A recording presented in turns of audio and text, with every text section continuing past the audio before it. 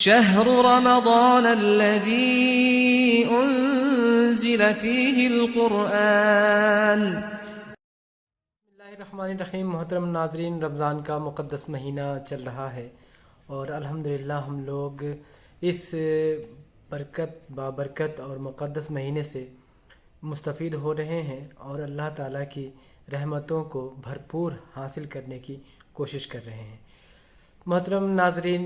جیسا کہ آپ کے علم میں ہے اور آپ مسلسل دیکھ رہے ہیں کہ مختصر طور پر خلاصہ تراویح پیش کیا جا رہا ہے، اسی سلسلے کی یہ کڑی ہے، یعنی انشاءاللہ آج تراویح میں 5واں سپارہ پڑھا جائے گا اور اس کا خلاصہ جو آپ کے سامنے پیش کیا جا رہا ہے سماعت فرمائیں۔ 5واں پارہ سورہ نساء جاری ہے۔ اس میں جن عورتوں سے نکاح حرام ہے ان کا تفصیل سے ذکر کرتے ہوئے فرمایا کہ تمہاری مائیں، بیٹیاں، بہنیں، پھوپھیاں، خالائیں، بھتیجیاں، بھانجیاں، وہ مائیں جنہوں نے تمہیں دودھ پلایا ہے یعنی رضاعی مائیں، دودھ شریک بہنیں، بیویوں کی مائیں یعنی ساس، بیویوں کی لڑکیاں جو دوسرے شوہروں سے ہوں، اور تمہارے سگے بیٹوں کی بیویاں تم پر حرام کر دی گئی ہیں۔ ایک نکاح میں 2 بہنوں کو بھی حرام قرار دیا گیا، یعنی ایک ساتھ 2 بہنوں سے رشتہ کرنا اور دونوں کو بیوی بنا کر رکھنا یہ حرام ہے۔ کسی شادی شدہ عورت سے بھی نکاح حرام ہے۔ ان کے علاوہ کسی بھی عورت کو حاصل کرنا تمہارے لیے جائز ہے، لیکن شرط یہ ہے کہ تم ان سے نکاح کرو اور معروف طریقے سے ان کے مہر ادا کرو تاکہ وہ حصار نکاح میں محفوظ ہو کر رہیں، باعفت رہیں، نہ کہ آزاد شہوت رانی یعنی زناکاری کرتے پھرو اور نہ وہ آزاد شہوت رانی اور چوری چھپے آشنائیاں کرتی پھریں۔ یتیموں کے حقوق متعین کرتے ہوئے فرمایا کہ ان کا مال اپنے مال کے ساتھ ملا کر نہ کھاؤ۔ وہ شادی کے لائق ہو جائیں تو پھر ان کی شادی کر دی جائے اور ان کے مال کو ان کے حوالے کر دو۔ معاشی معاملات کی درستی کے متعلق ہدایات دی گئی ہیں کہ معاشی لین دین آپس کی رضامندی سے ہونا چاہیے اور ایک دوسرے کا مال نہ تو شرعی اور نہ اخلاقی طور پر کسی ناجائز طریقے سے کھائیں۔ اس سلسلے میں اجتماعی زندگی سے متعلق ایک اہم اخلاقی ہدایت دی گئی ہے کہ جس طرح اللہ تعالیٰ نے انسانوں کے درمیان جسمانی و ذہنی اعتبار سے فرق رکھا ہے، اسی طرح معاشی اعتبار سے بھی ان کے درمیان فرق ہے۔ کسی کو بہتر حالات سے نوازا ہے تو کسی کو نپا تلا سامان دیا ہے۔ اس سلسلے میں فرمایا کہ اور جو کچھ اللہ نے تم میں سے کسی کو دوسرے کے مقابلے میں زیادہ دیا ہے تو تم اس کی تمنا نہ کرو، کیونکہ یہی تمنا معاشرے میں حسد، رقابت اور دشمنی کو جنم دیتی ہیں۔ خانگی جھگڑوں کی اصلاح کا طریقہ یہ بتایا کہ ایک حکم مرد کے رشتہ داروں میں سے اور ایک عورت کے رشتہ داروں میں سے مقرر کیا جائے۔ وہ دونوں میاں بیوی کے درمیان اصلاح کرنا چاہیں گے تو اللہ تعالیٰ ان کے درمیان مطابقت کی کوئی صورت نکال دے گا۔ ایک صالح معاشرے کی خصوصیات بتائی گئیں کہ اس معاشرے کے لوگوں کا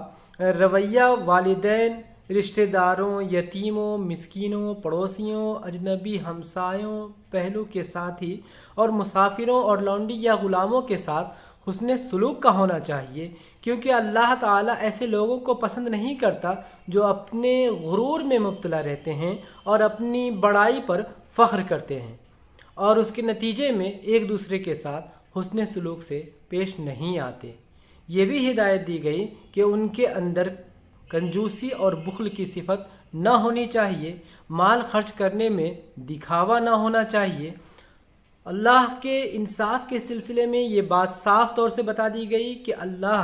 اپنے بندوں میں سے کسی پر ذرہ برابر بھی ظلم نہیں کرتا، بلکہ اس کا معاملہ تو یہ ہے کہ اگر کوئی نیکی کرے تو اللہ اسے دوگنا کر دیتا ہے اور پھر اپنی طرف سے بڑا اجر عطا فرماتا ہے۔ آخرت میں اللہ تعالیٰ ہر امت میں سے ایک گواہ کھڑا کرے گا جو کہ اس امت میں آنے والا پیغمبر ہوگا۔ وہ اپنی قوم کے رویے کے سلسلے میں گواہی دے گا کہ اس کی قوم نے اپنے نبی کے ساتھ کیا کیا۔ اسی طرح اللہ کے رسول صلی اللہ علیہ وسلم کو ہمارے اوپر گواہ بنا کر کھڑا کیا جائے گا، اس وقت وہ سب لوگ جنہوں نے رسول کی بات نہیں مانی ہوگی وہ اپنے خلاف رسول کی گواہی سن کر یہ تمنا کریں گے کہ کاش زمین پھٹ جاتی اور وہ اس میں سما جاتے۔ شراب نوشی اور نشے پر پابندی لگائی گئی کہ نشے کی حالت میں نماز کے قریب نہ جاؤ، یعنی نماز ہوش و حواس کے ساتھ پڑھو کہ تمہیں معلوم رہے کہ تم نماز میں کیا کہہ رہے ہو۔ طہارت و پاکیزگی کے احکام بتائے گئے کہ کسی کو غسل کی حاجت پیش آ جائے تو جب تک غسل نہ کر لے نماز کے قریب نہ جائے۔ پانی نہ ملنے کی صورت میں تیمم کا طریقہ بتایا گیا کہ پاک مٹی سے کام لو اور اس سے اپنے چہروں اور ہاتھوں پر مسح کر لو۔ اہل کتاب کے مذہبی رویے پر تبصرہ کرتے ہوئے مسلمانوں کو متنبہ کیا گیا ہے کہ اپنے سے پہلے والی ان امتوں کے نقش قدم پر چلنے سے پرہیز کرو۔ منافقوں کا طرز عمل بتایا گیا کہ جب ان سے کہا جاتا ہے کہ اللہ نے جو چیز نازل کی ہے اس کی طرف آؤ تو آنے سے کتراتے ہیں، لیکن جب ان پر اپنی ہی لائی ہوئی کوئی مصیبت آن پڑتی ہے تو اس وقت یہ رسول کے پاس قسمیں کھاتے ہوئے آتے ہیں اور کہتے ہیں کہ اللہ کی قسم ہماری نیت تو بس یہ تھی کہ فریقین کے درمیان کسی طرح موافقت ہو جائے۔ ایسے لوگوں کے بارے میں صاف طور پر فرما دیا گیا کہ یہ لوگ مومن نہیں ہو سکتے۔ یہ بھی بتا دیا کہ اللہ اور رسول کی اطاعت کرنے والے لوگوں کو اللہ تعالی قیامت میں انبیاء، صدیقین اور شہداء کے ساتھ رکھے گا۔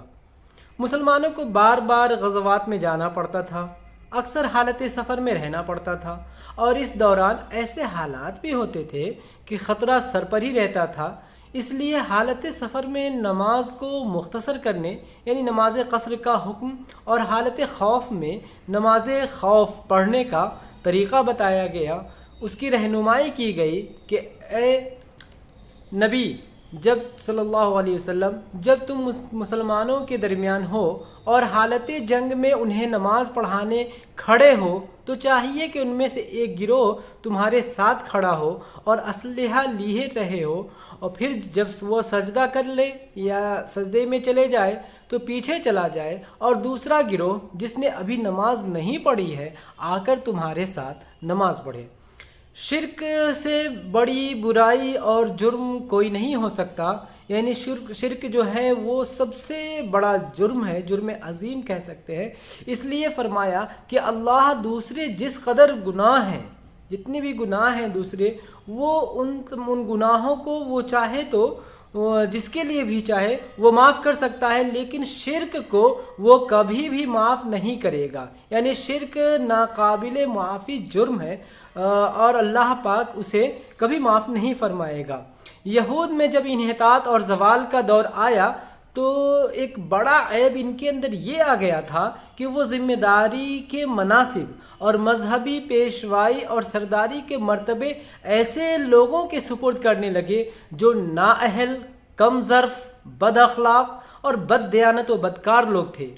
اس عیب پر متنبہ کرتے ہوئے مسلمانوں سے فرمایا کہ وہ اس امانت کو اہل لوگوں کے سپرد کریں، یعنی ذمہ داریاں ایسے لوگوں کو دیں جو واقعی ان کے اہل ہوں۔ اسلام مخالف طاقتوں سے جو کشمکش برپا تھیں، جو جنگیں جاری تھی، یا یہ کہیں کہ اس وقت کے جو حالات تھے، تو جنگ احد کے بعد وہ بہت ہی زیادہ نازک ہو گئی تھی، وہ حالت بہت ہی خراب صورتحال تھی۔ مسلمانوں کو ہر جانب سے، ہر طرف سے خطرات لاحق ہونے لگے تھے۔ ان کے مبلغین سے دعوت دی جاتی تھی، ان کے مبلغین کو فریب سے بلایا جاتا تھا اور پھر ان مبلغین کو قتل کر دیا جاتا تھا۔ منافق اور کمزور ایمان والے وہ خوفناک خبریں اڑا کر مسلمانوں میں بدحواسی پھیلانے کی کوشش کر رہے تھے۔ اس سلسلے میں حکم دیا گیا کہ ایسی افواہوں پر یقین کر لینے سے پہلے انہیں ذمہ دار لوگوں تک پہنچا دیا جائے تاکہ وہ اس سے صحیح نتیجہ اخذ کر سکیں۔